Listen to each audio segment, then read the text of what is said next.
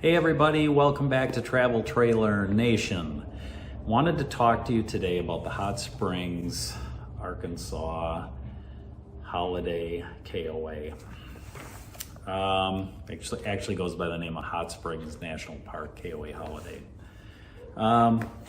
This gets pretty good reviews online.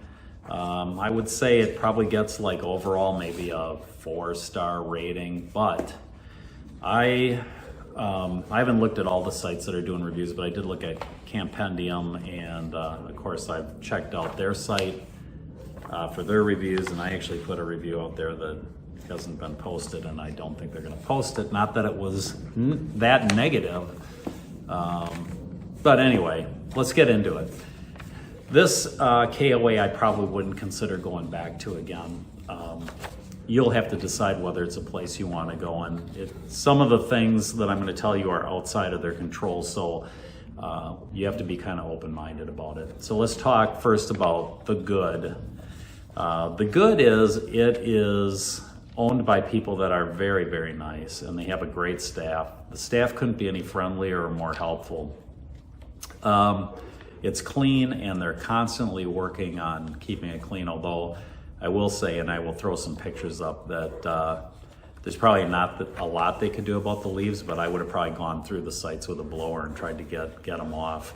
The sites don't have, at least where we were at, the sites don't have any grass. It was just gravel. It was a pull-through site. It was somewhat level, but it was just leaves on top of gravel. So I always had to walk Eve up to the road that leads to the campground in order for her to do her business, but you know, that's no big deal. Stuff like that has happened at other campgrounds with us, and they have a very large store.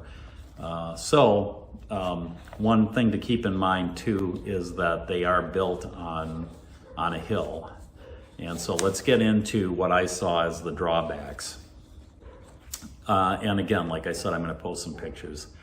The road that leads to the campground is super steep. And you're going to see in the picture, if you look at where the stop sign is located, as I look down the hill, you see it actually almost disappears. That's because the incline basically goes like that. It is very steep, and it is rutted by many trailers that didn't have enough clearance to make it up that hill. In fact, when we went up, it was kind of an oh shit moment.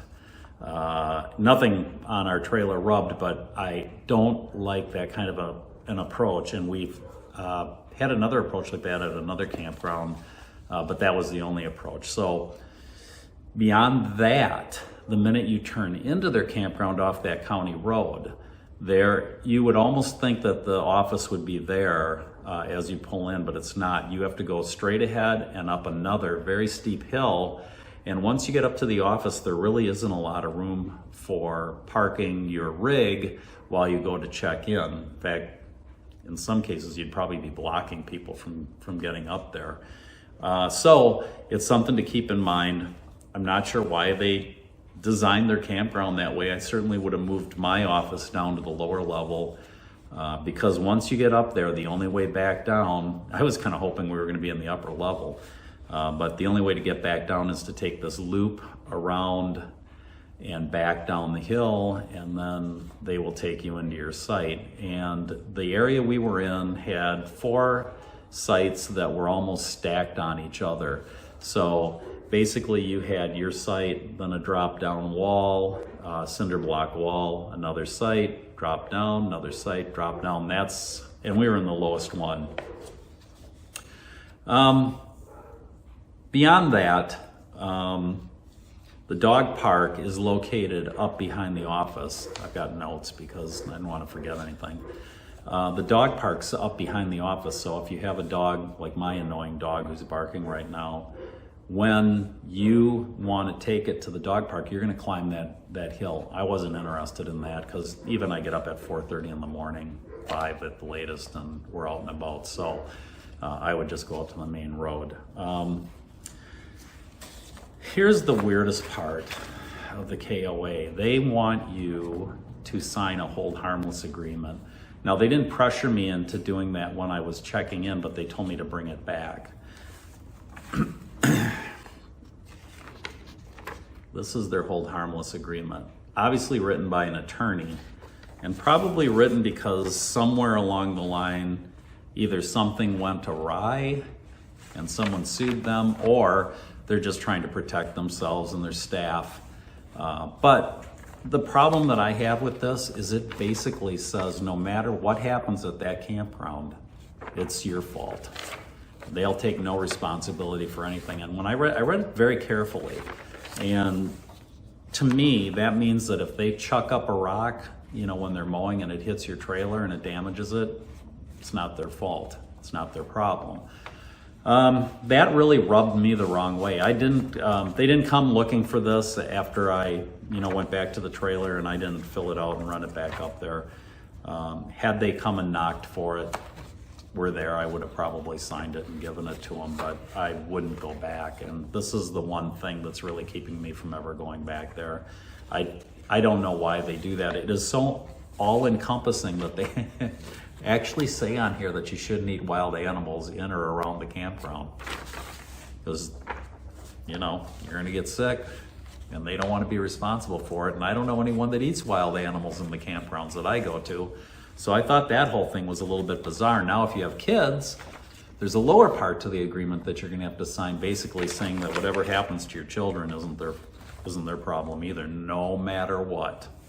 So anyway, that's kind of the good and the bad as I see it at the Hot Springs National Park KOA Holiday. I mean, if you have a small rig, coming up that hill isn't going to be a big deal. Or if you have a rig, even if it's long, if it's got, a lot of clearance on the back end, you're going to be all right. It is a very, very well-maintained KOA. It's clean, it's nice. It's just, you'll have to decide if the good outweighs the bad, and you will have to decide if you're willing to kind of roll the dice on anything happening to your rig while you're there.